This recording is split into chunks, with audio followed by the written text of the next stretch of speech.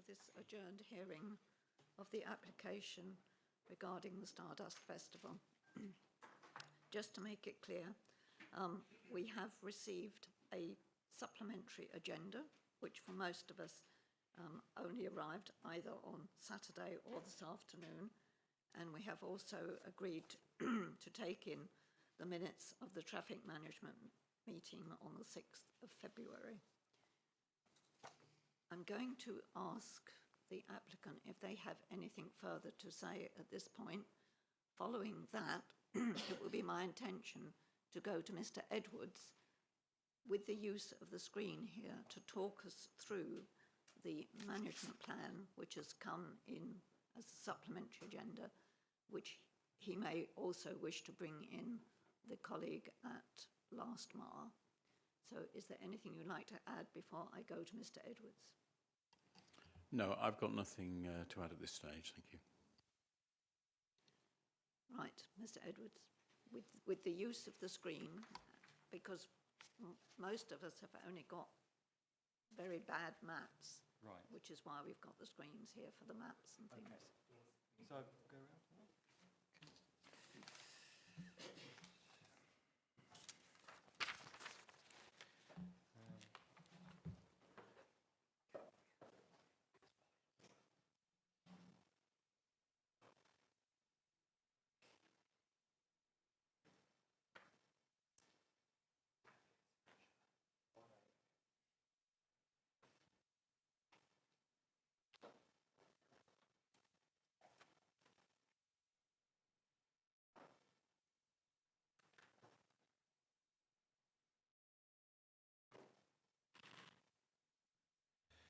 Okay, thank you, Chairman.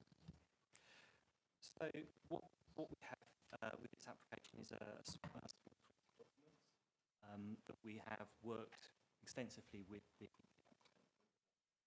content and detail of documents. So there are three main documents. The first was a traffic survey and impact assessment, helped inform documents. The second was a traffic management plan. And the third document is a transport use forecast and management plan. Just talking through the traffic management plan. Okay. So members have had access to this document. Is that correct? Yeah, today. Okay. Okay. So that is broken down. It's not a long document, but it's very backwards. It's been based on our discussions over the last months. So, is that better? Okay, oh, that's better. Okay, so the first part of the document looks at the event overview.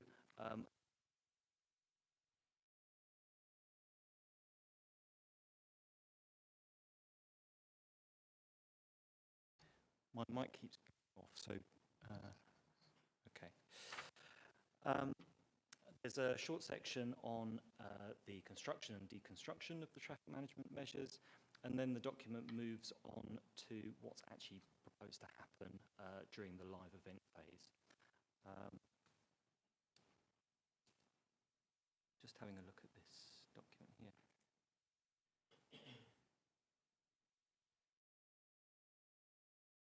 These do take some time to load, unfortunately, so we'll try to minimize moving through the document. So there is a difference in terms of the traffic management measures for the Friday compared to the event days. So in terms of the actual closures. So on the Friday, you're looking at a closure of Brompton Road, but Prince Arthur Road will remain open. That details the arrangements for the Friday. And then obviously it goes into the arrangements in the local area and the various road closures that are proposed against the context of an overall diversion route. And then obviously it moves on to the traffic management arrangements for the 27th to the 29th of May, which are slightly different, and because they involve the closure of Prince Arthur Road as well, and this is principally to allow for bus unloading and unloading, which, because of the smaller nature of the event on the Friday, that can take place on Brompton Road, but that will change on the Saturday through to the Monday. So again, a lot of the remaining closures in the local area are the same as per the Friday, apart from Prince Arthur Road. So the document goes through those requirements there. And there, the traffic management plan also sets out some of the access plans for local stakeholders and businesses and how they will be maintained or mitigated during the course of the event. Similarly, the proposed use of taxi private hire, drop-off and pick-up, and also goes into the detail around some of the special bus services that will be used for the event. We know there's some engineering works on the railway network on at the weekend, so obviously there's important that mitigation plans are put in place for those. In addition to park and ride and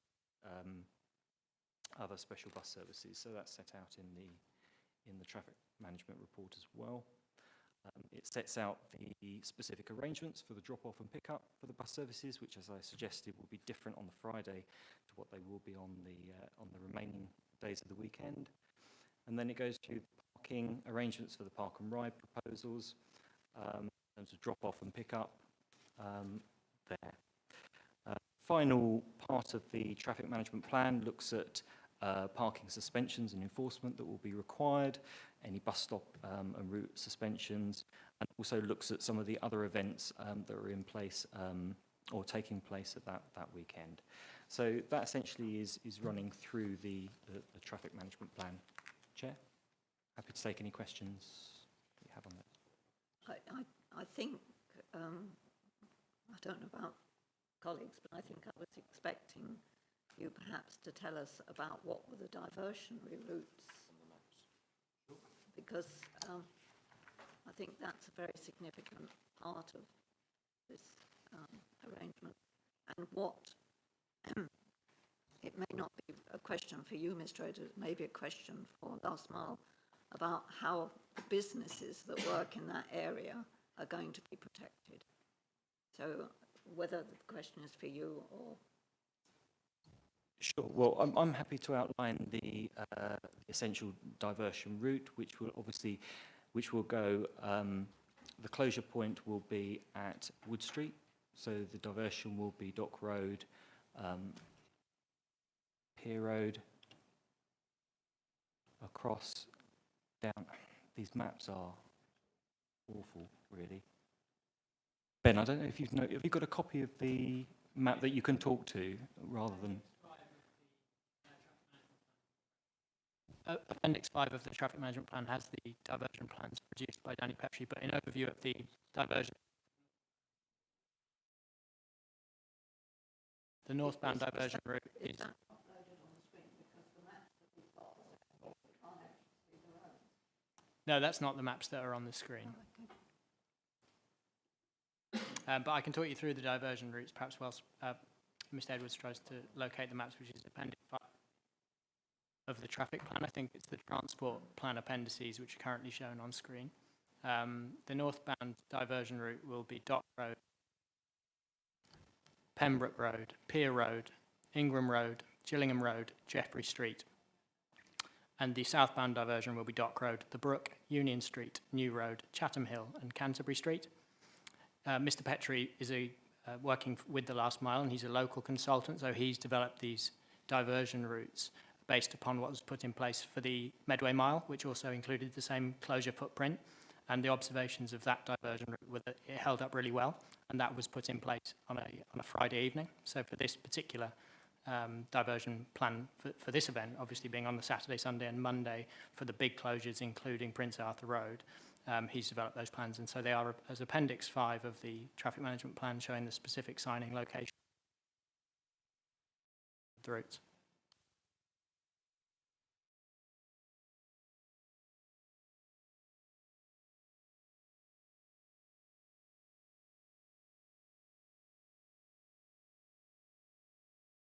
Or Mr. Jones.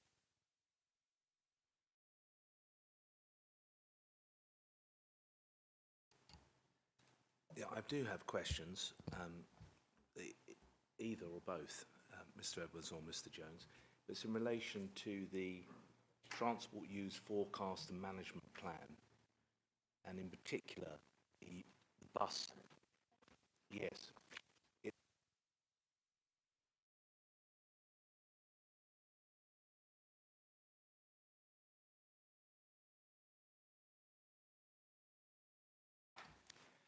Of the Transport Use Forecast and Management Plan.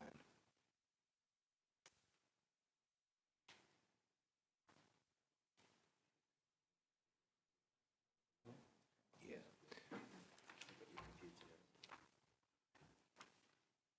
So this is a question for either Mr. Jones or Mr. Edwards. On this page 23 or 26, there's a table 12 which is entitled Bus Loading and Queuing Capacities, Saturday, Sunday and Monday.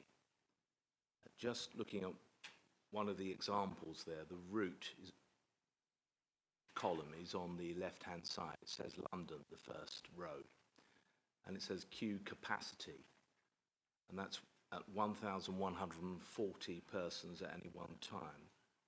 And if we go to the far column, hourly processing capacity of buses, it says this: based on 4 buses departing every 4 minutes, the estimated processing capacity is 60 buses per hour at 75 persons per bus.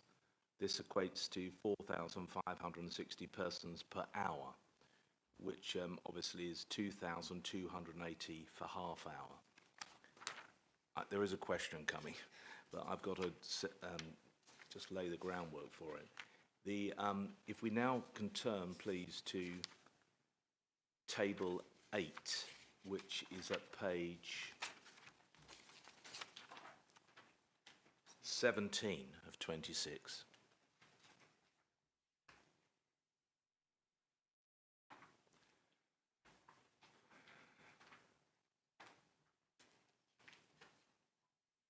And on the far left-hand side, we have a column for time, and we have there 21:30 to 2200 hours.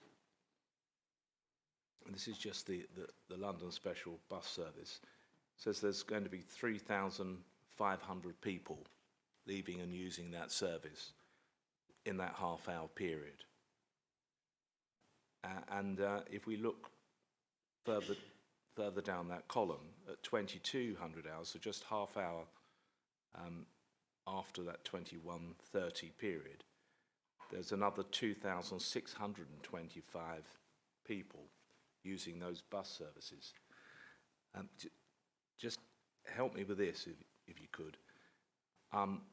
Given that if we go back to table 12 on page 23, that the queue capacity for this London service is 1,140 persons at any one time, isn't there a difficulty with the numbers that we have? Even at 21:30, we have numbers over 1,000 over that they're over the queue capacity. And then at 2200 hours, half hour later, even with those people over the queue capacity, we have another 3,000, over 3,000 people coming to use that service when it's already over the queue capacity by 1,000. Doesn't it mean that there's going to be thousands of people outside the queue capacity queuing?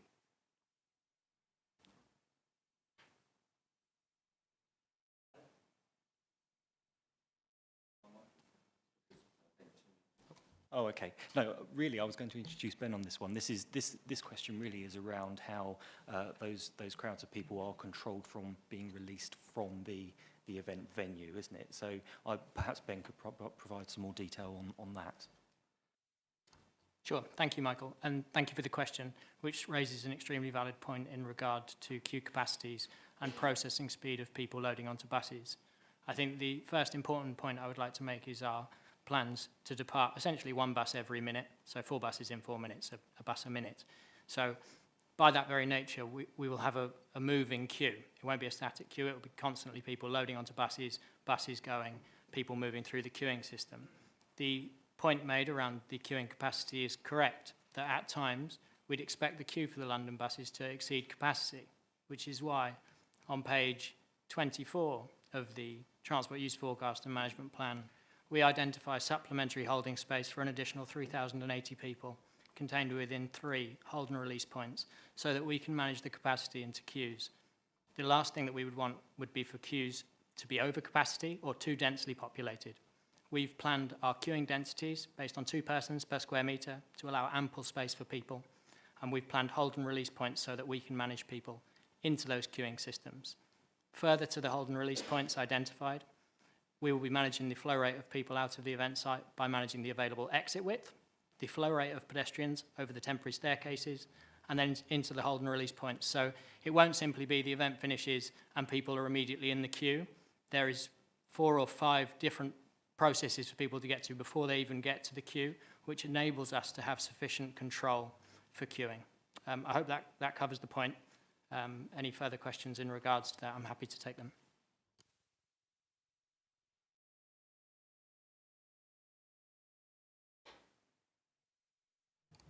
Thank you for that. No further questions on that particular point. I have another question on not on that particular part of the plan, but in relation to the train service.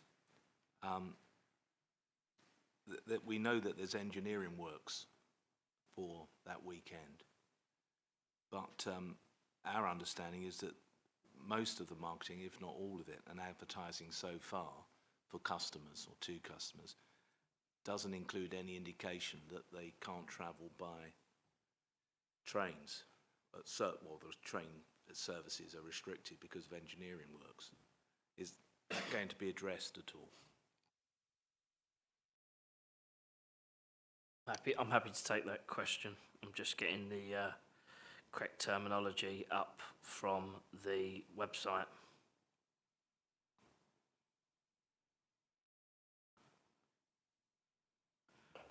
Trains from London stop at Gravesend. Our advice is to get off at North Greenwich and get the shuttle bus for a £12.50 return. Those tickets are on sale already and they're selling well, and our customers are investing in that route of travel to the site.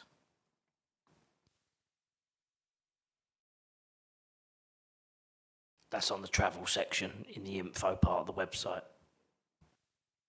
That's also promoted 3 times a week on our e-flyers to our database and to our ticket holders in the travel section. So they're seeing the message multiple times per week. But if anyone's thinking of travelling down by train and not on that route, will they know that there's engineering works going on at the station or on that line? I'll jump in on that if I may. We will be advising customers extremely clearly in the lead up to the event of the situation around trains. So there's a comms plan included as part of the traffic plan. But you know, my role is a consultant to prepare traffic and transport plans on behalf of the festival promoter, which is Reece to my right. And I shall be working on the comms to go out to customers, which will be all customers for these kind of events normally receive their tickets by email 2 weeks before. And on that, it contain all of the really important stuff about travel.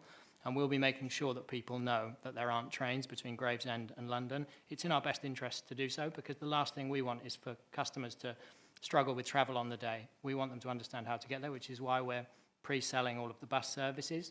And there'll be drives now in the lead up to the event for people to book their travel. As Reece mentioned, people are already booking the London bus, but it is quite normal for people to book their travel a little closer to the event date when they know perhaps where they're coming from or which friends they're travelling with. And I think, you know, I'd just like to reiterate really that for us, it's normal to work on these kind of comms plans. And of course, we want to be extremely clear to the customers of the easiest and best way for them to get to the site. because that's what we're planning for.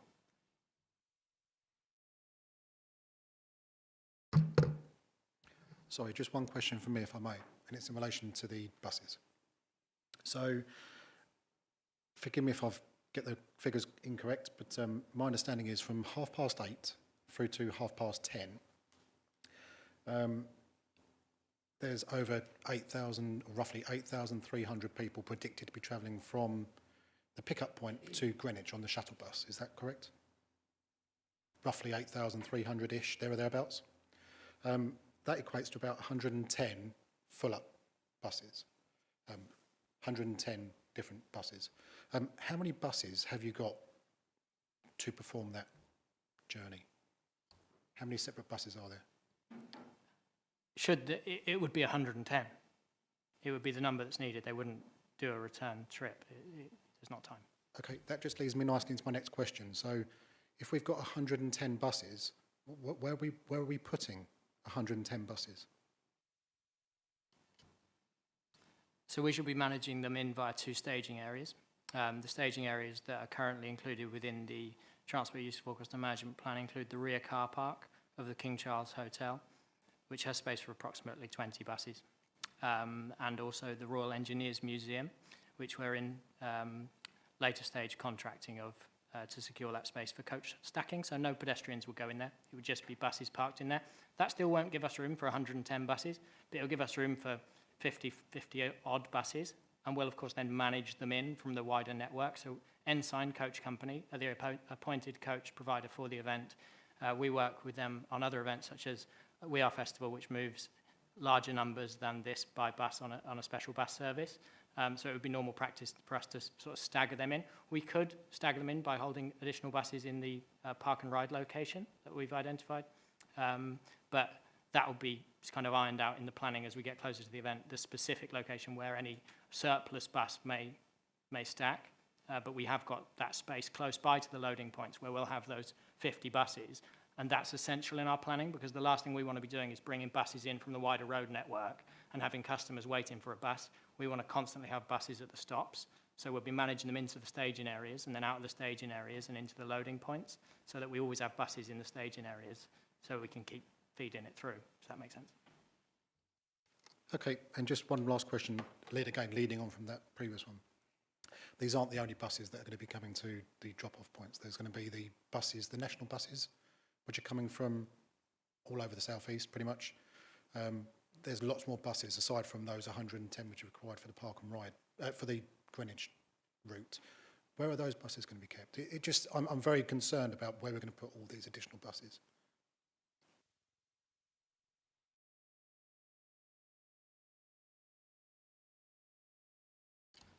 Sorry.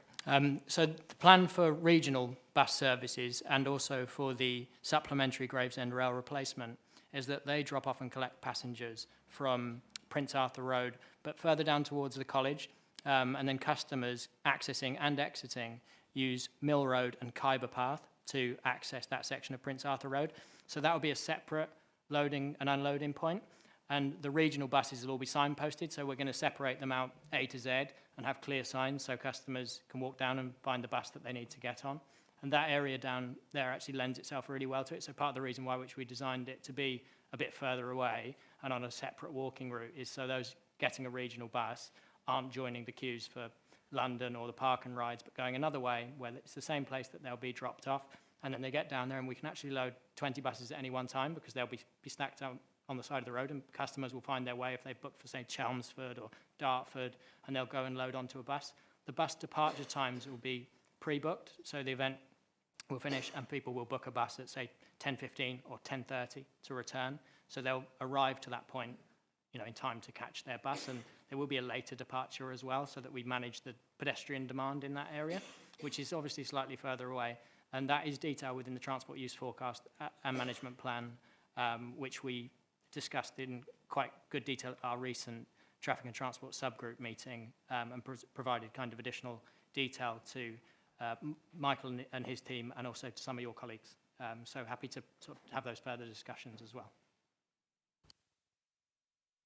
Okay, and finally, not just to get clarity in my mind, because it's probably the only chance I'm going to get to ask. So let's just say it's a bus from Twickenham. I don't know if you've got a bus coming from Twickenham, but say we've got a drop-off at Twickenham prior to the event. Where does that bus go ready for the pickup? Does that bus stay on Prince Arthur Road, or does it go somewhere else and then come back later on? I think the point I'm making is, where does that bus go while there's no customers on it? Buses won't wait all day on the road. The national buses, I'm informed by Shana and Reese, are booked via National Express, which utilise Kings Ferry. Kings Ferry are a local operator with a local yard, so the bus will go back to their yard and then come back for the end. We won't be kind of just having buses stacked on the side of the road all day.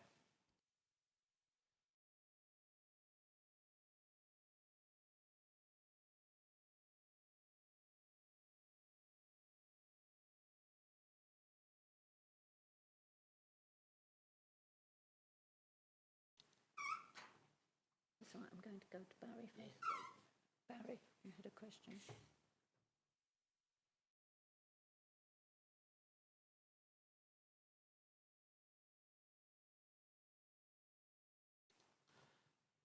Thank you, Chair. Even though I've got a bit of a cough, I've still got plenty of questions. I'm sure you'll realise that. But if I have to break for water, I might pass over to my colleague. Can I first say, Chair, I agree with you. It was really disappointing with the papers. Really disappointing. The graphs are not clear. The maps are not clear. And when they come through electronically, they were really heavy to load. Hence, even trying to put them on the screen, they won't load properly. So that was slightly disappointing. Trying to read papers with a day or so notice was not great. I am going to focus my questions, though, on you, Michael, because we wanted to ask questions of Medway Highways, which you are representing. Obviously, I know you may have to pass over, but you know, when I now read the minutes that I've just been given, which we did read, it clearly states in one of the points where you're saying, Michael, that we are in a position to give a principal yes at this level. I would expect, obviously, that Medway Highways will know everything about the questions I'm going to ask with regards to, you've read all the papers, you've read everything that Mr. Jones has put forward, and you should be able to answer them pretty clearly. The first one, though, is just a clarity point. I won't mention the name of the individual, but it was just something that is a follow-on from the last meeting, when it was mentioned about a consultant that was working with you, Mr. Jones. And I've looked back on it, and I'm not going to mention, you know, the consultant I'm talking about. It's in the minutes. I just wanted for clarity, just quickly, to find out make sure is the consultant working for us at Medway still, whilst doing this work for Last Mile as well? Because at the last meeting, Mr. Jones was saying he's done stuff with parking, etc., and I've actually dealt with him as well. And I just want clarity on that. This consultant isn't working with my service at the moment. The council. I asked parking. I asked about the council. Is he working with the council at the moment? I can only speak for my service, councillor. So I can speak for the transport and parking service. So as far as I'm concerned, that's the situation. He's not doing any work for my service. Okay. So he's not in the parking team or anything like that. You're saying? That's correct. Okay. Can I just ask you? We had our hearing on the 20th of January. Parking was played down quite heavily in that pack, considering what we've got now, these new papers. I was quite surprised to see all the new papers come through, even though they're helpful. Quite surprised to see them at very last minute, because obviously there was loads of other information in there about noise, but the parking element was about 6 to 8 pages in that pack that we had. What surprised me on the chronology, though, was that on the 23rd, you submitted the plan. So you'd have had the plan ready. You wouldn't have necessarily changed it on a Saturday or Sunday. You had detail as applicants ready. Sorry, Michael, I'm going to say, but the applicants had details with regards to a lot of this information that was submitted to you on the Monday. Had you seen that? Have you seen some of that information before the Monday when it was totally submitted, or was that the first sight you had of that information from Mr. Jones and the applicant? Which information are you referring to specifically? Are they? So on the chronology, it says that the traffic management plan, if you look at meeting, let's have a look on page 3, it's got here on submission of draft traffic management plan by the applicant was done on the 23rd of January 2023. So that included the traffic management plan, the traffic survey and impact assessment, and the transport use forecast and impact assessment. We didn't have hardly any of that at our hearing on the Friday. So was that the first time you saw that full pack from the applicant's highways team? If you answer that one first. On that Friday? No, on the Monday. Was that the first time you saw anything from the applicant's highways consultant regarding the traffic management plan, the traffic survey and impact assessment, and the transport use forecast and impact assessment, which we didn't have full view of at our hearing on the Friday before that? No. Well, I personally had access to those documents after the previous hearing meeting. Okay. You didn't have it before the 23rd? Not me personally, no. Okay. But your team, no? Would it be easier to say, when did you first see it? Your team, you and your team. I can't give a precise date on that, I'm afraid.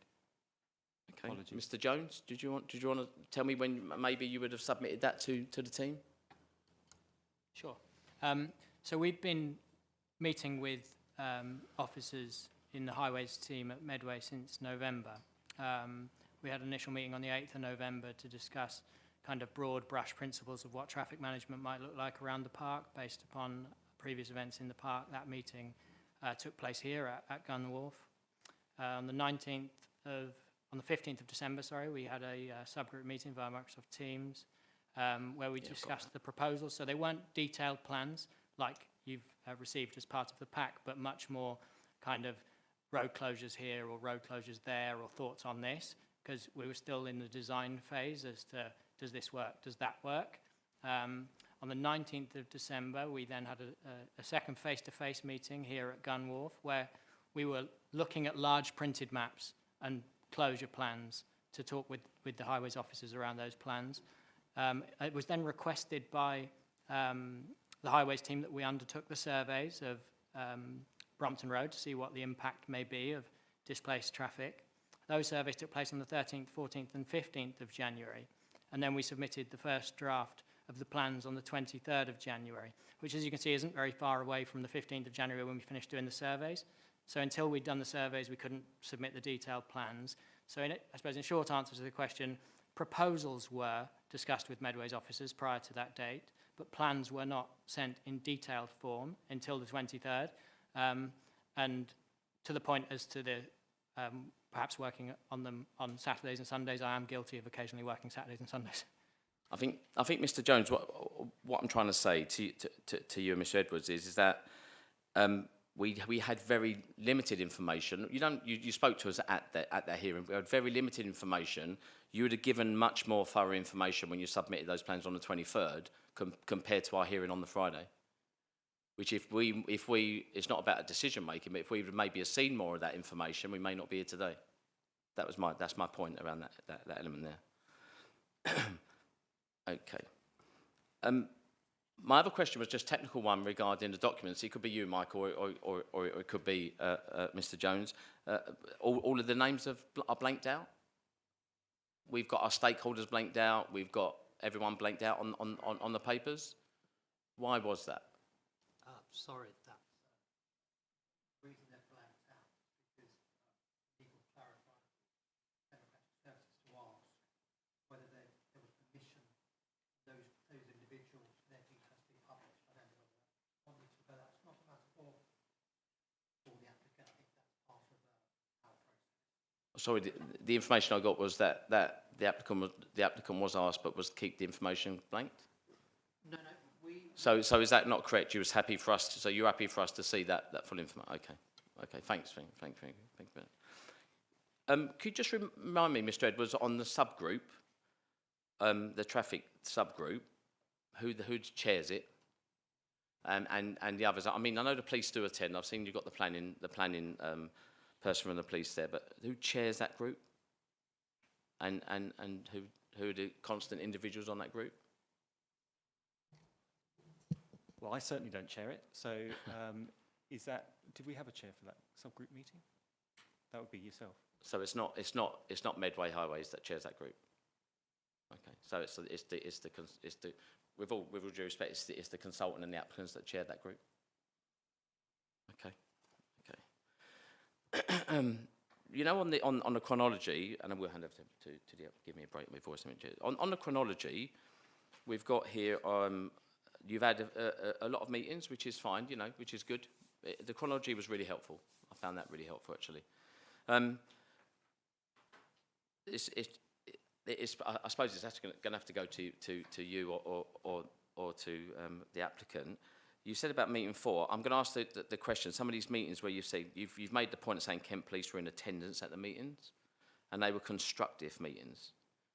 So when you say constructive, is that a agreement with everyone around the table, or is that constructive meaning that you gave your presentation, because obviously the consultant was actually chairing the meeting, and you gave your presentation, it was agreed that what you gave was understood?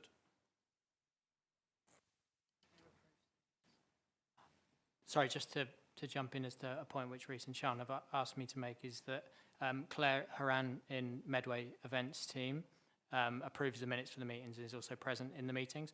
I do kind of chair the meetings because I'll have items that I want to talk to people about and present in terms of my plans, but I don't think that I, further to that, particularly influence any kind of response I might get. They're very open forums to take feedback. So an example of that process and how that worked, obviously, we were really looking to try and reduce the impact of the Friday event, and we went to the group to talk about removing Prince Arthur Road as a road closure for the Friday event with the reduced attendee numbers and changing the plans. We spoke about that at the meeting on the 27th of January, and there was a kind of consensus amongst the group, which included Michael and his team and police colleagues, that yes, that probably is quite a sensible idea, go away and have a look at it. So we went away and designed plans based upon removing Prince Arthur Road for the Friday, which is was then presented again to the group on the 6th of February.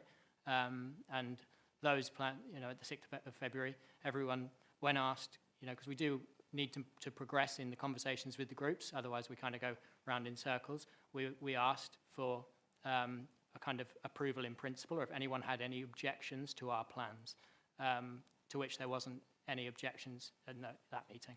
So just to be clear, I think that's really helpful. What I was trying to say was, I mean, Claire wouldn't chair those meetings because she's from events team. So I think we've already, unless your legal wanted to pop in on it, I think we already made it clear that the meetings are arranged and you are sort of the unofficial chair of those.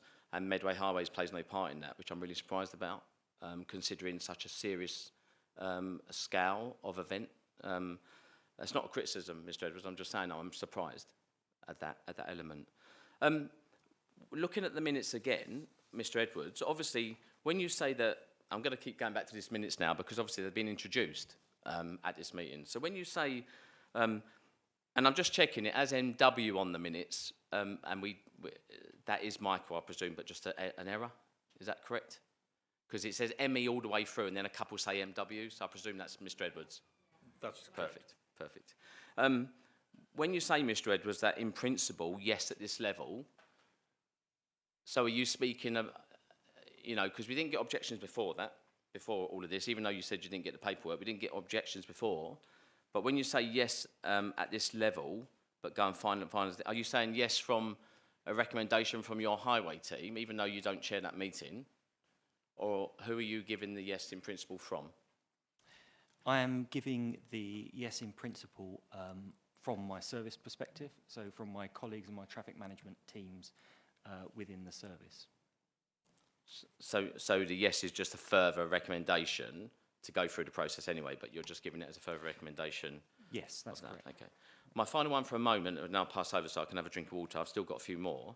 Can you tell me on the chronology, and I will ask you, Mr. Edwards, I'm sure Mr. Jones will come in, because this was the shocking part for me here, was that on meeting 7, the 8th of February, was the first time local bus operators were informed.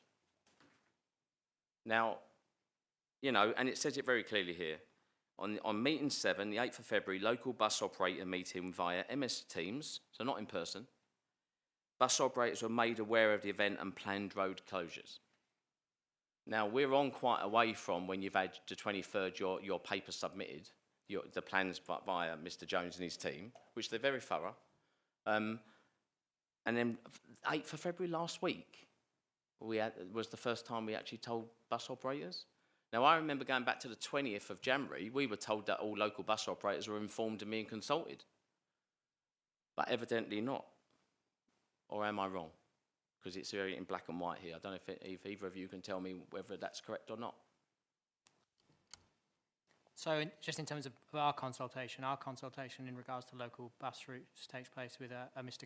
Carman, who works in public transport planning at Medway.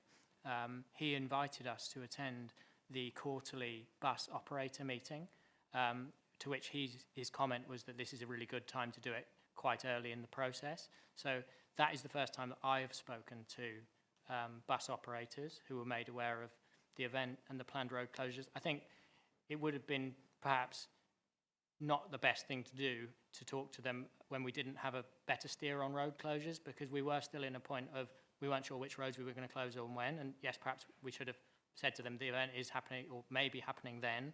But when we had that meeting on the 8th, we felt that following the meeting of the traffic subgroup, we were in a more confident place to talk about road closures and route impact than we had been previously. Okay, so even though around the roundabout way, on the 20th, when we was told that local bus providers have been contacted, they hadn't necessarily been fully contacted in Medway. Because I am reading it right, you've just said that was the real first time you joined on with Mr. Carman on the 8th of February, just last week, to talk about this. We'd spoken with Mr. Carman previously, so he may have informed or spoke with the local bus operators, but in terms of me personally, you didn't. I hadn't spoken to bus operators until the 8th. Okay, I'll take a break for a minute, just to let some other, and I'll come back with some. Thank you, Chair. Yes, yes, I'd like to follow on from Councillor MacDonald regarding the bus operators. So, although you spoke to, or you think they was informed earlier, they're only informed of the actual road closures last week, which, bearing in mind that by closing the roads, you're cutting Gillingham basically off from almost the rest of Kent, because they can't get through to Chatham, or they can't get through to Maidstone, and they can't get through to Gravesend. Have you had a response from Arriva, or the bus operators, as yet? And if not, when do you expect to get a response from them? And how will that impact upon your plans? So Mr. Carman circulated the minutes following the meeting asking for comment, and no comment has been received to date. But Mr. Carman will attend all future subgroup meetings, and bus operators invited also to those meetings as required. So I would anticipate we're looking to get plans to a point of very near completion in advance of our next traffic subgroup on the 24th of February. The deadline for the temporary traffic order application is the 25th of February, so we're tracking to that time frame. So prior to that would be the answer to the question. So within the next 2 weeks then, Arriva will give a response and tell us how they're going to get their buses from Gillingham throughout to the rest of Kent. Is that correct? That's correct. And just, I suppose, supplementary to that, Ensign Bus Company are also speaking with local coach operators in regard to procuring them for to help with the services, so the park and ride services and other services. So Ensign Bus are in touch. Yeah, I'm not too concerned about park and ride. I'm talking about the public service buses. I mean, there's going to be a lot of people who don't want to go to the festival and want to travel to various parts of Kent, which is often they do at the weekend. And at the moment, as far as I can see at the moment, they seem to be prohibited from doing that, which does concern me. Okay, moving on then. Looking at the minutes, you've got this lift. You're going to have a private company of operating the lift and shift scheme. Who will be doing this, and are they regulated? And if so, by whom? That's my first part. Secondly, do you know where these vehicles are going to be deposited? And what will be the cost of retrieving these? And what sort of time scale will be involved in retrieving these vehicles? Thank you. We met with members of the parking team at Medway on the 8th of February, so only last week, to talk about the regulatory compliance with regard to relocations. We have leads for private companies, but no one is currently booked, so we're going out to appoint a private contractor, which we do for other events, so it's not kind of unprecedented.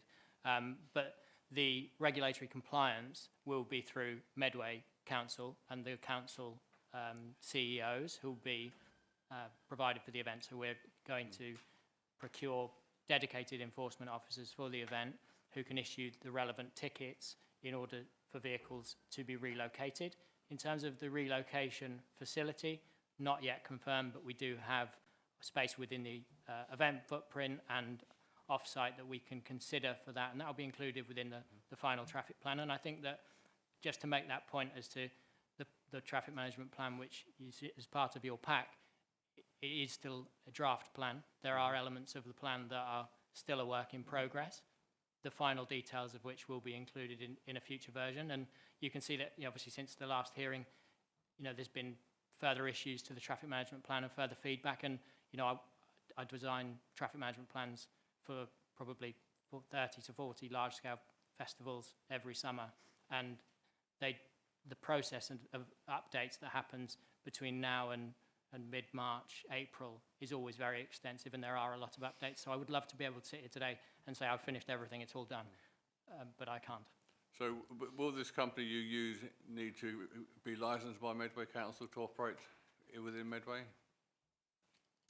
So Medway Council have the powers to issue a relocation notice on the vehicle.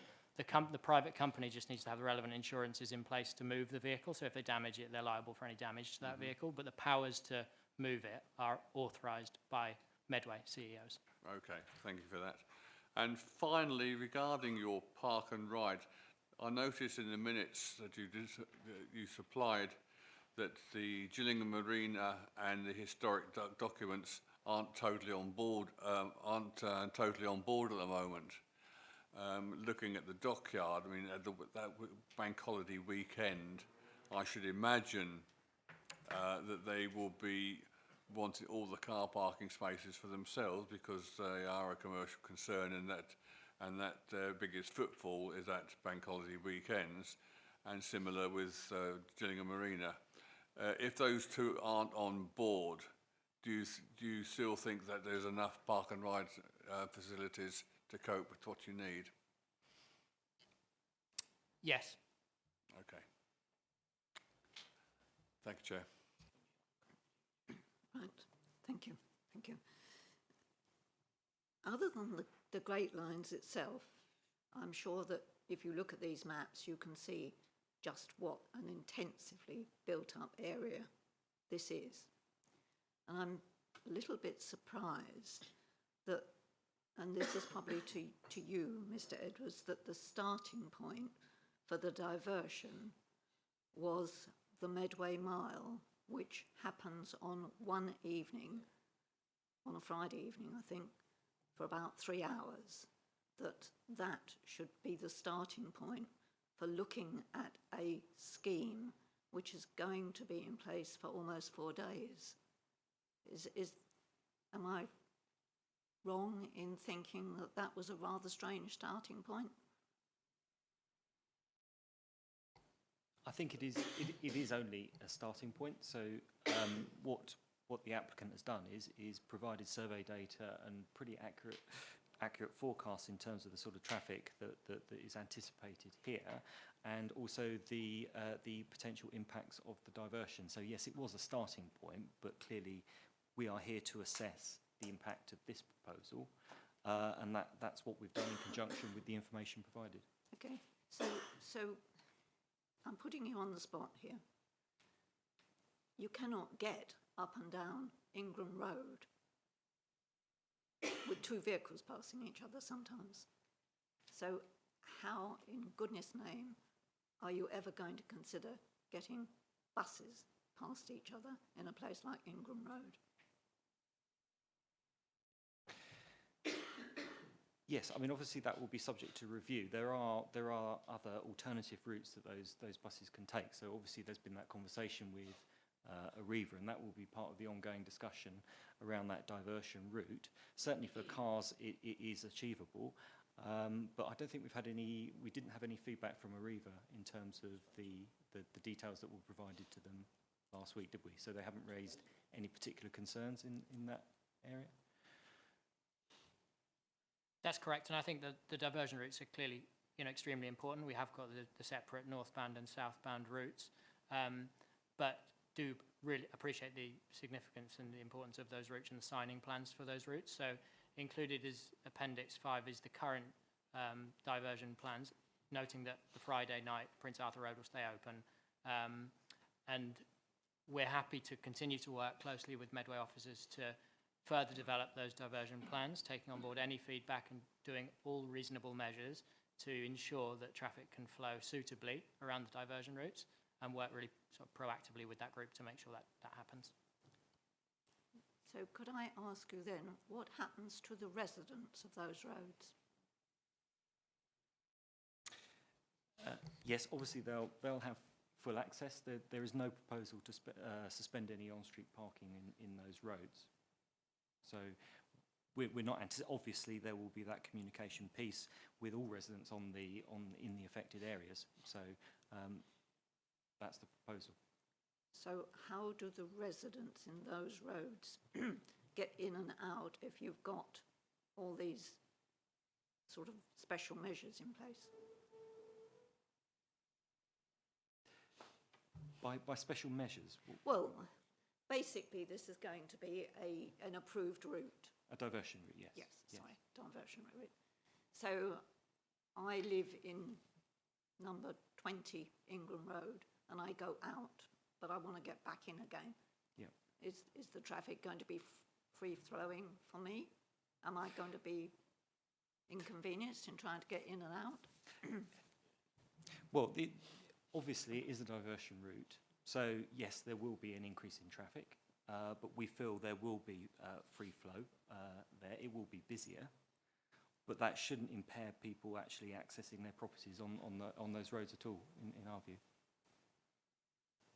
Okay, so let's talk then about the area immediately around the lines, like the places like Saxon Street and Stafford Street and those north of Medway Park.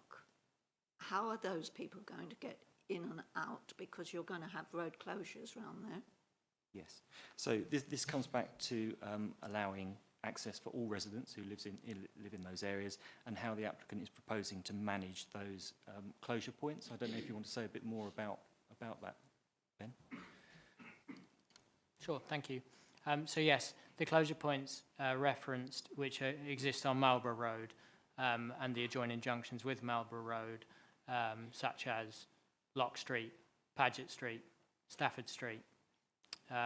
They'll all be marshalled, so there'll be a traffic marshal, piece of barrier, some cones, and signage which says road closed, access for residents only. The marshal will permit access for residents. Residents will be sent a pass, which they can display in their windshield. It was picked up in one of the previous traffic subgroups that perhaps they should have a pass that they can just display, so they don't have to necessarily chat with the marshal, and it can be quite a quick process. You see the pass in the window. Accepting that some people might have friends that are visiting or a delivery and don't have a pass, the marshals will use their common sense to permit access. These closure schemes are implemented extremely frequently at events in order to protect access for residents that live closest to the events. And there's always needs to be a bit of flexibility around, someone might have an ASDA delivery coming. They're probably not going to have a pass, but of course they can still get in. And that's how that process will work. York Avenue is open all the way down to the hospital, so there'll be no checks on vehicles that are accessing the hospital. They'll be able to go straight down and straight into the hospital on York Avenue, but there will be some restrictions in place for parking just so that we can ensure that access is free-flowing at all times. Okay.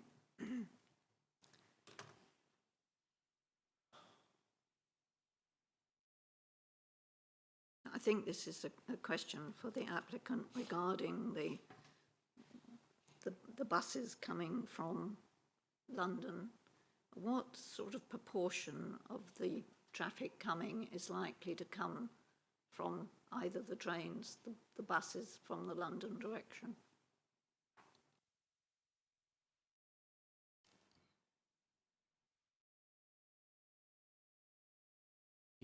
Give me 1 second, I'll just find the correct table.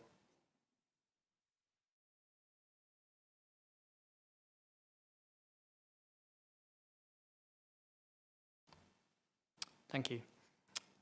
So we expect people to travel slightly differently on each of the different event days. So if it's okay, I should just talk through it day by day in terms of customer travel choices. So on the first event day, the Friday, the trains will be operational from London. The engineering works aren't taking place until the Saturday. But obviously the Friday event being a classical music event, we do anticipate a more localised audience who will travel differently.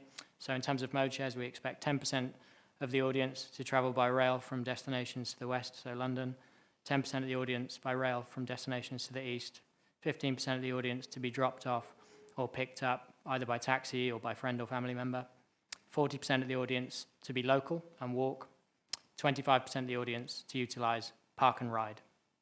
For the event on the Saturday, we anticipate 35% of the audience will utilise the special bus service from North Greenwich, 10% of the audience will utilise rail services from the east into Gillingham, 15% of the audience will utilise taxi, drop-off or collection, 20% of the audience will be local and walk to the event from either residential properties or hotels in the local area, 10% of the audience will utilise the park and ride, and 10% on the national regional coaches.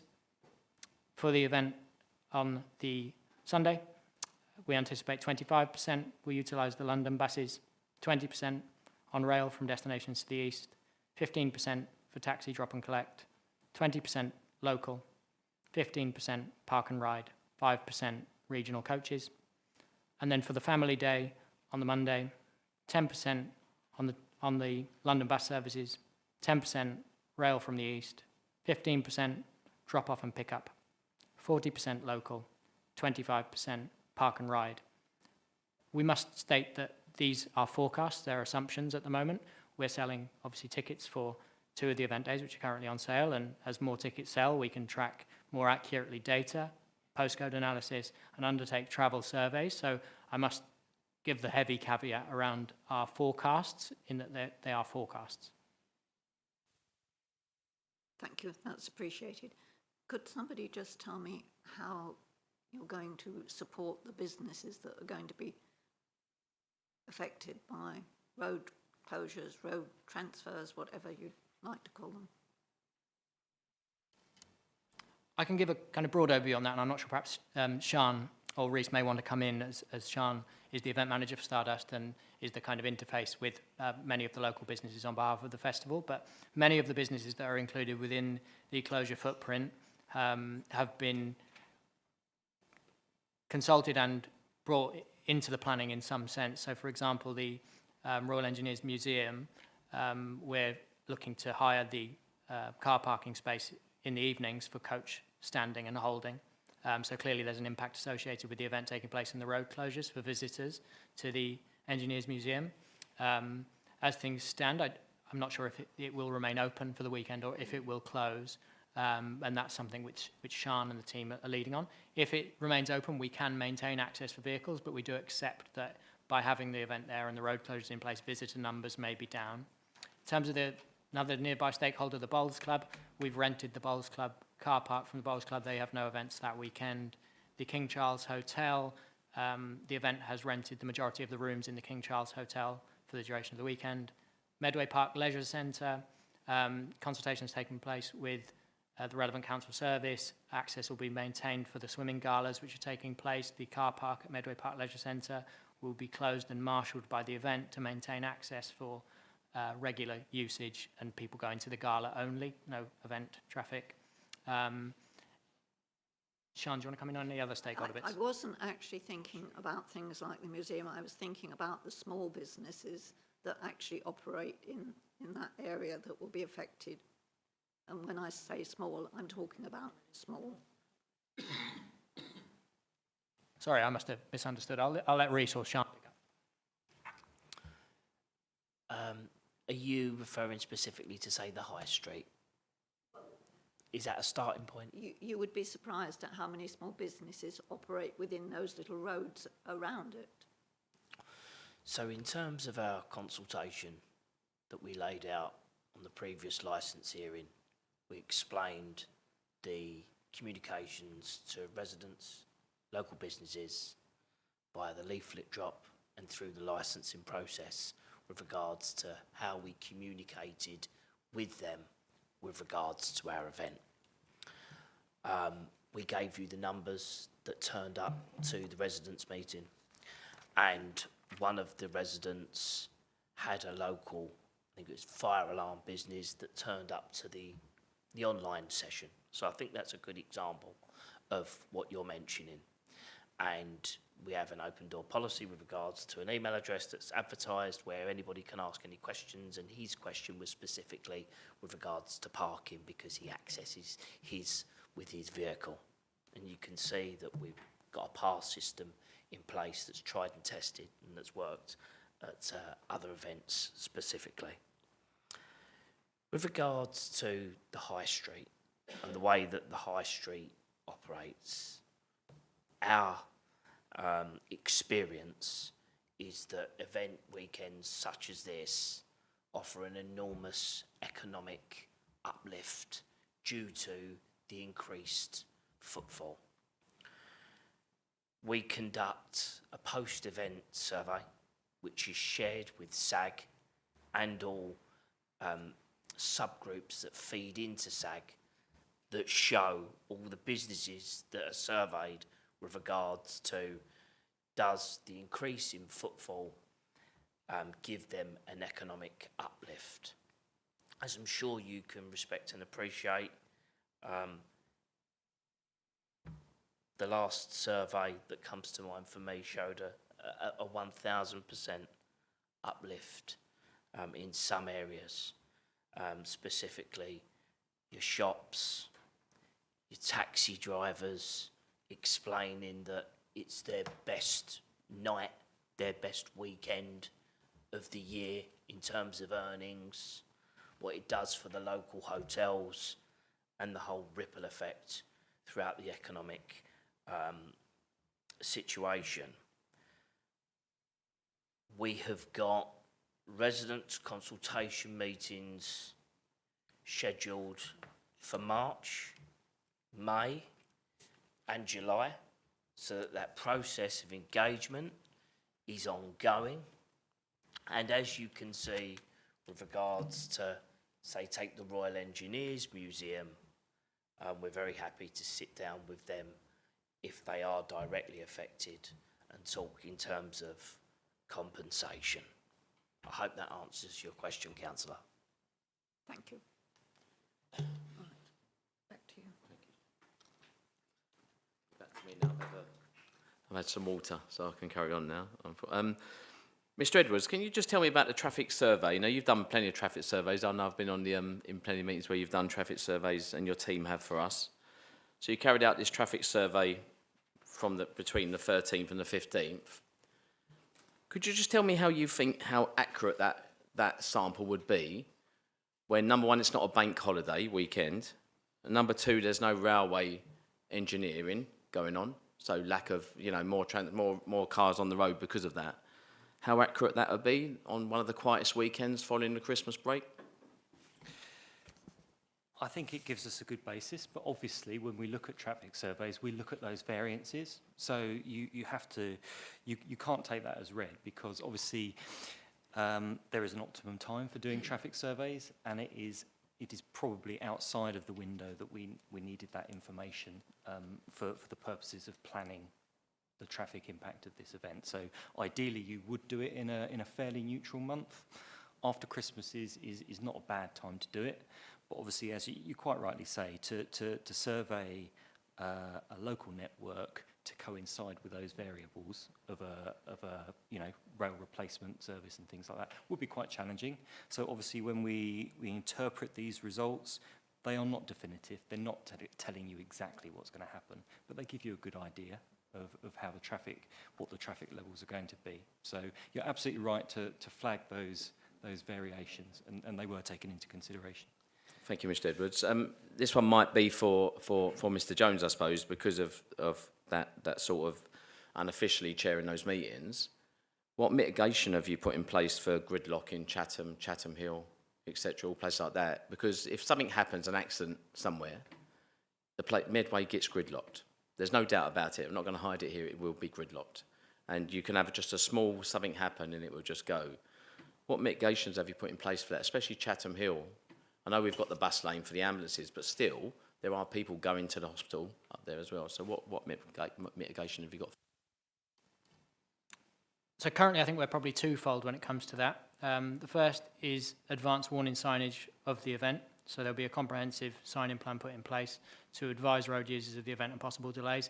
The objective of that really is to try and reduce road usage whilst the event takes place, to encourage people to not travel in the areas where there's events. We use it on pretty much every event that we do. The second to that is we are working with the highways team at Medway around use of the Medway VMS signs, so the large format electronic signs that are on the wider network. So if there are specific congestion issues that arise on any given event day, perhaps due to an incident, that we can be reactive to that messaging and that communications. We're also trying to link in with Medway's comms teams around shared comms, so use of the local authorities' social media as well as the event organisers' social media to ensure that messages get out there, particularly around things like congestion. So for example, I'll touch on the next one very quickly, and it'd be a good one for Mr. Edwards to give me some detail on. As you know, we recently had problems with the tunnel. It was closed for some time. So you've got a big, massive park and ride over the other side there. So what, have you not got any concerns on mitigation or risk register in place for maybe the tunnel going down that weekend? Hopefully it doesn't. Well, not down as in down, but closed. What mitigation have you got in place for that? Yeah, absolutely. I mean, obviously, with a structure like the tunnel, there is always a risk there.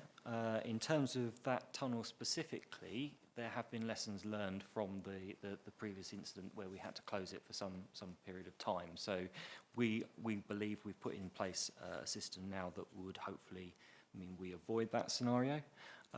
But you're quite right, that could apply to another part of the network equally. So my view is that is something, that assessment of those risks is kind of the next stage for the Transport Forum here. So we've now agreed the principle of the diversion. We're comfortable with that. But you're quite right. The next stage is we need to look at some of those risks and come up with those mitigation plans. But yeah, the tunnel is always a concern. But obviously we are working with the tunnel to make sure that everything is as it should be, and the risk should be very low. Okay.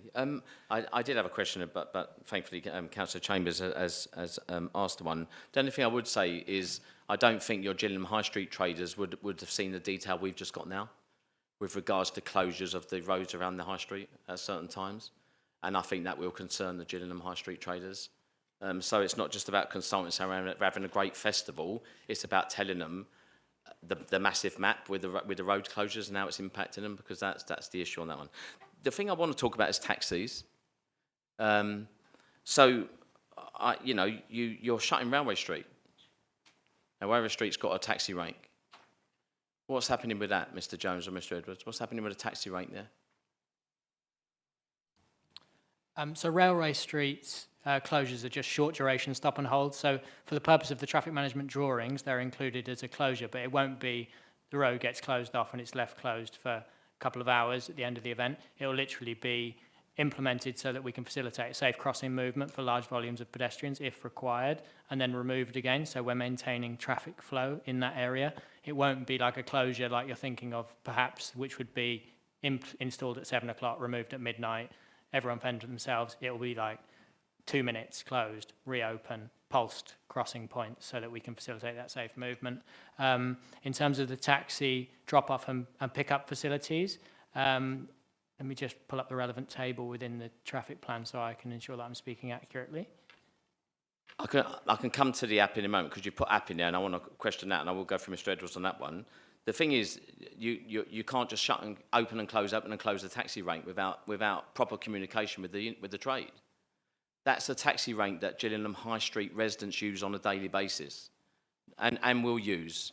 And they can't, they have to get down there with regards to you either have plans to move that, but you can't just keep opening and closing the taxi rank, because you will have residents queue up there, taxis pull up there by the side of that station on a daily basis, and they are constantly taken. So, you know, you can't just say to everyone, hold on a moment, we've got to have a 5-minute break there, you've got to wait on the high street before you can get a taxi. It's not acceptable for your taxi drivers that are earning a living.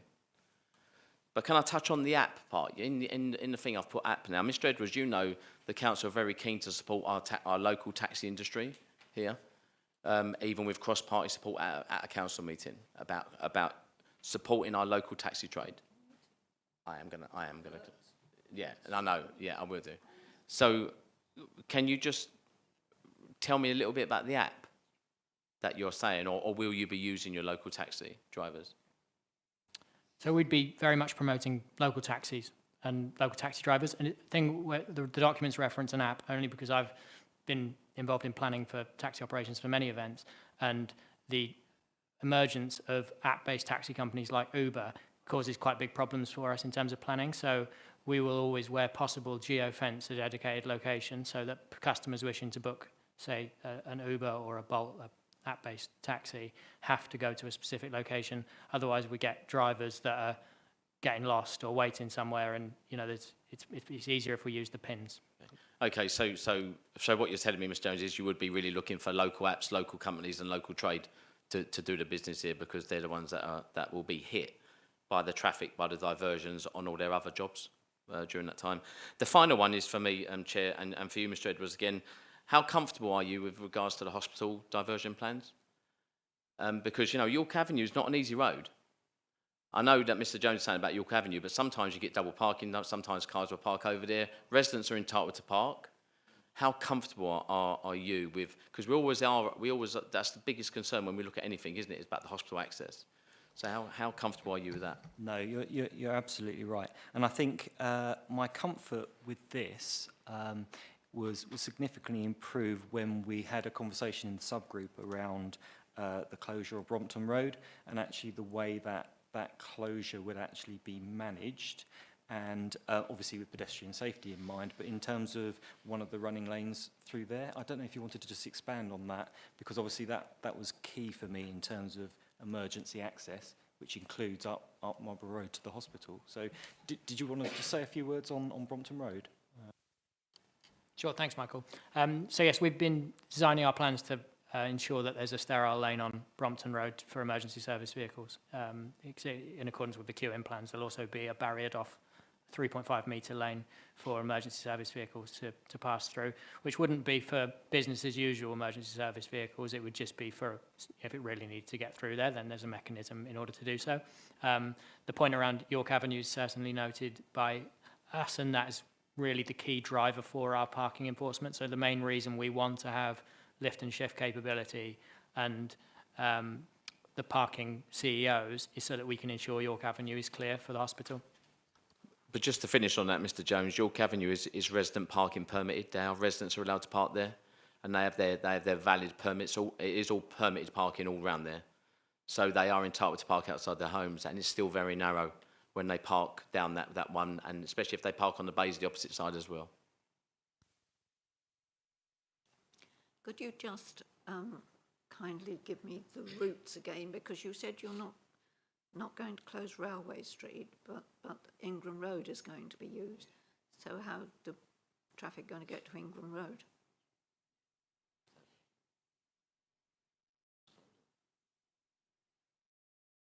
I don't mind who does it. I've only had this today, so I haven't looked at the map. So it's... So the northbound diversion route is Dock Road, Maritime Way, Pembroke Road, Pier Road, Ingram Road, Gillingham Road, Jeffrey Street. It is noted that... How do you get from Gillingham Road to Jeffrey Street?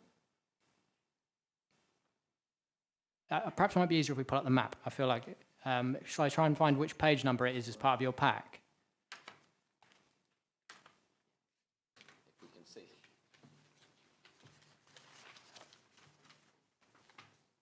These are extremely pale. There's no names on these. Can't see that. Okay. Yes. Okay.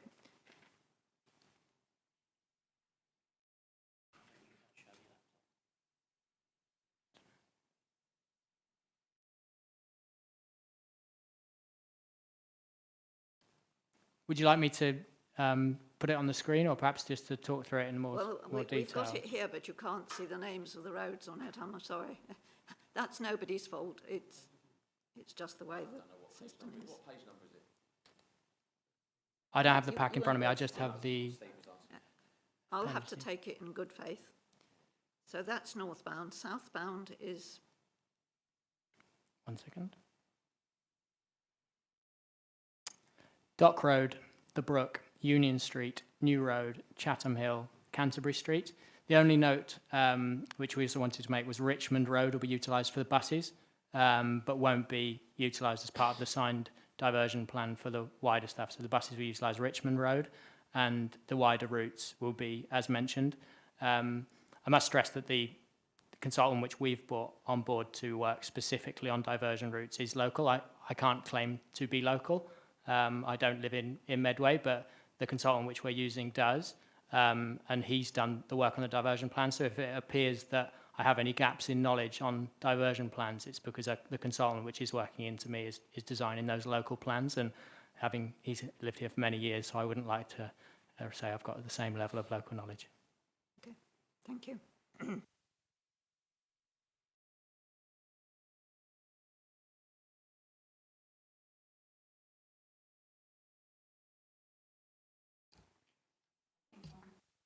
On that basis, we have asked all the questions we want to. Members will now want to consider this. We will convey the decision to you in writing rather than you waiting around, because I think there's going to be quite a bit of discussion. Closing submission. Yeah, okay. Yes, apologies. We have been through this once. Thank you. I won't be that long, but just do need to say this. The police don't want to object for objection's sake, but they have got real concerns. And police licensing are here today. We have a document where other representatives from the police attended, and I'll come to that and address that specifically. But in terms of the licensing officers, they do have concerns, and what I would say is this: it's all a little bit too late and unfinished, and that should concern you for the following reasons. Parliament has vested the responsibility for making a licensing decision with you, for good reason, not with the Safety Advisory Group. And in order to do that, you have to have the vast majority of the detail before you, not to come later in coming up with mitigation plans and answers to many of your very searching and pertinent questions, which you may feel you haven't got 100% clarity or answers to. These are things that need to be being put before you. And I would submit that you should have grave concerns about those answers not being here.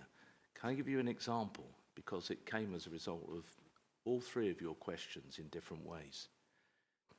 If the detail is that much detail is left to the Safety Advisory Group, it removes the detail from residents and businesses who may want to make objections, representations, who don't make representations because they haven't got the detail yet. One of the questions you asked was very pertinent on that, was that in terms of businesses, until they know the details of the road closures and we're further down the road, they're not going to know whether they do have representations about it. And taxi drivers, until they know just exactly how it's going to affect their business, they may not be needing or wanting to make representations.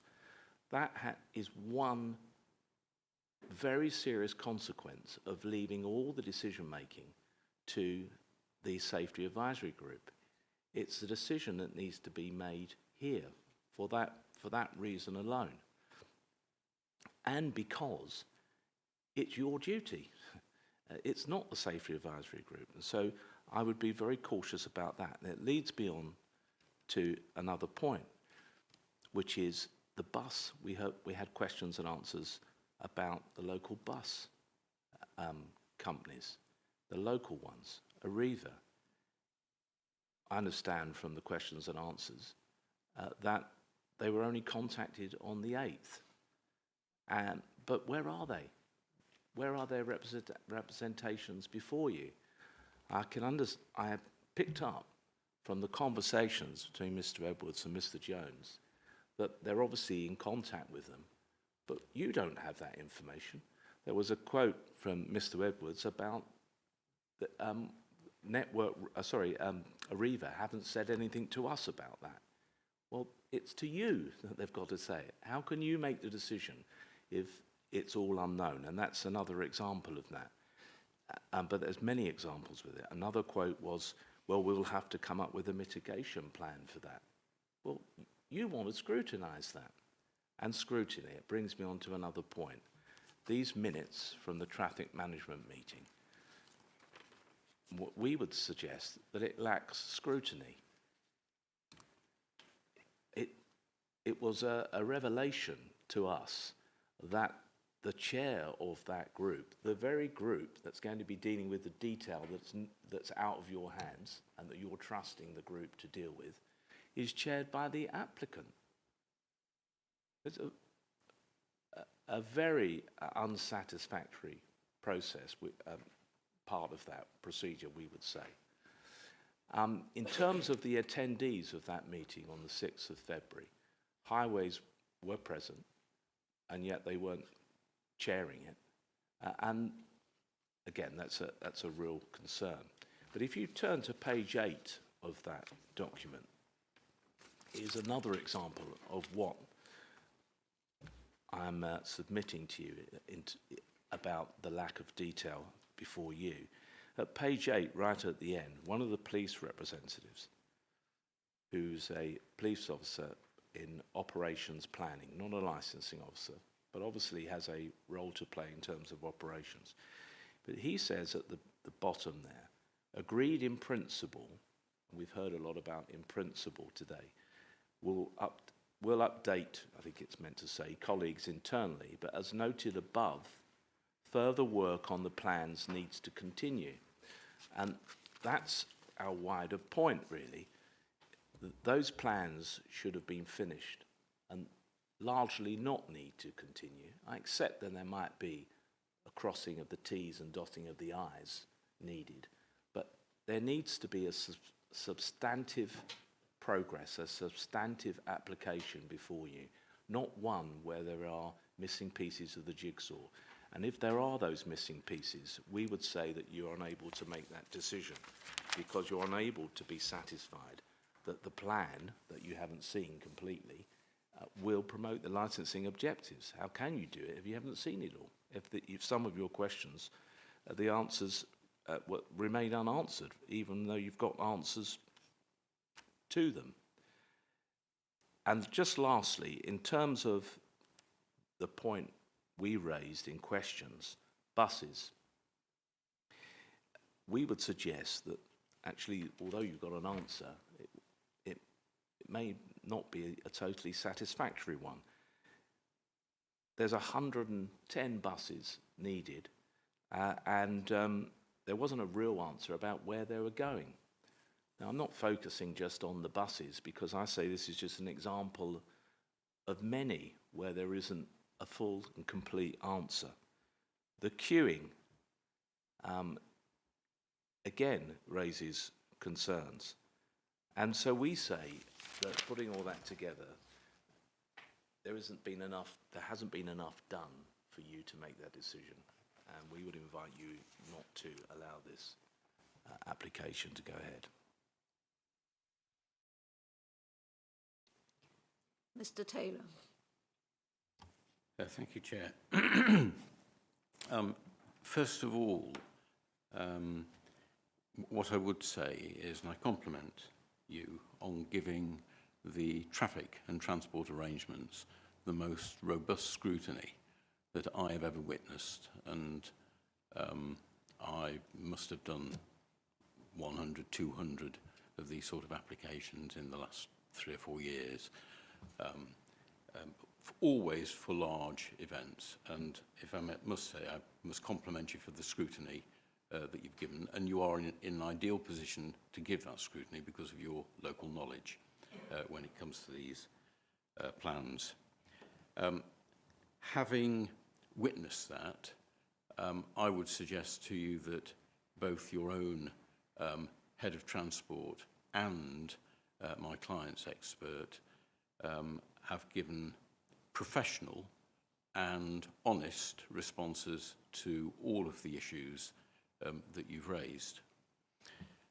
The question is, we know that the plan, or the plans, have been approved in principle, and on page 9 there are 4 parties who have agreed it is in principle, and the police point to Mr. Edwards saying that there were, they point to one of their officers saying that there is detail still to be supplied and finessed, finalised. And you will note, if you read that carefully, that Mr. Edwards has actually identified 2 areas where there is additional detail that are required. That's what he says in his note, and the police officer responds to that and uses the word issues above. So that is clear, and those are the 2 areas. Well, in fact, and please, I'm not going to bore you with all of the details, but since the 6th of February, there has been, as you will see from the note, there has been further work done. So, for example, with regard to the park and ride, that has been travelled by Ensign to see if they see any problems with roads, width of roads. They've measured it, they've stopped, but they've travelled the roads to see if they see any problems with the park and ride routes, even down to checking all of the trees so that there's no overhanging trees, etc. So, and the potholes as well. There are no potholes which would affect that. In addition, the wet weather plan for the park and ride site, that has also been developed and is satisfactory. So there is matting to be put down at the entrances. The entrances have been measured to ensure that the buses can move freely.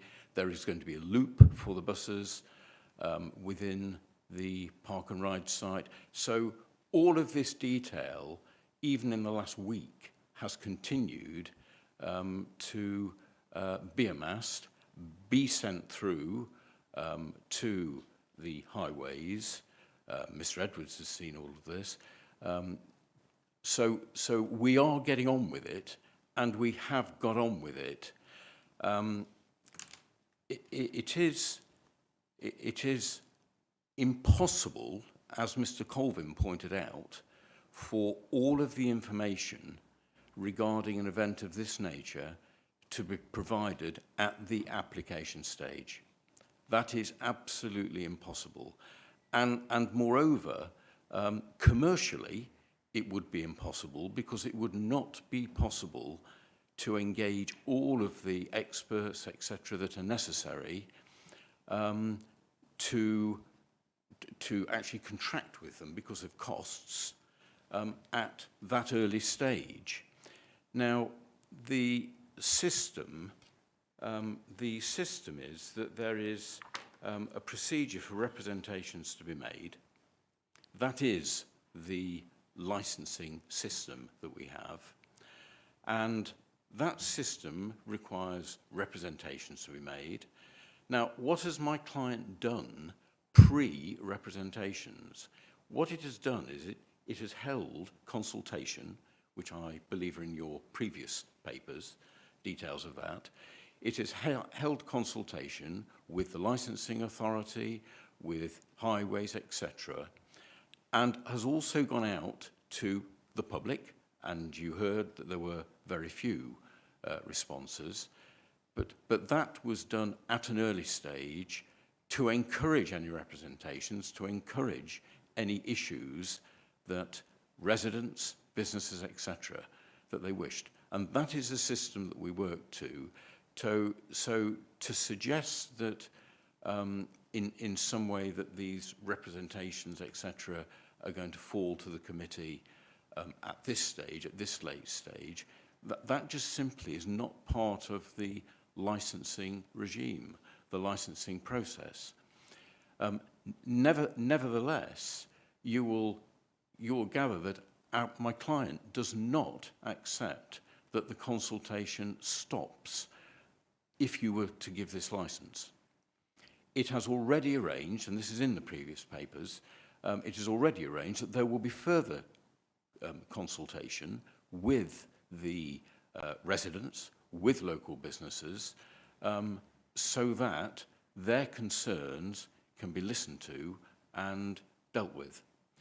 An example, we take advice. So in our pre-consultation with your officers, we took a great deal of notice that the traffic management plan was a very serious issue because of where the park is, etc. And so we have been working on that for months. We've also worked with the hospital and are continuing to work with the hospital to make sure that they are not inconvenienced, whether it be by noise or by traffic. So we are taking all of these on board. It's too late, we're told. Well, that's completely wrong, because you will see that the process is that we get so far before the license application is heard, and then we move on to continue and finesse all of the planning. So, for example, within that minute, you will see for the first time the police planning officers have started to engage with us about the number of police and what the police duties are going to be. You'll see that reference in there. And so there is time for us to deal with, there is time apparently for us to deal with the police and the security and the traffic marshals and those sorts of things.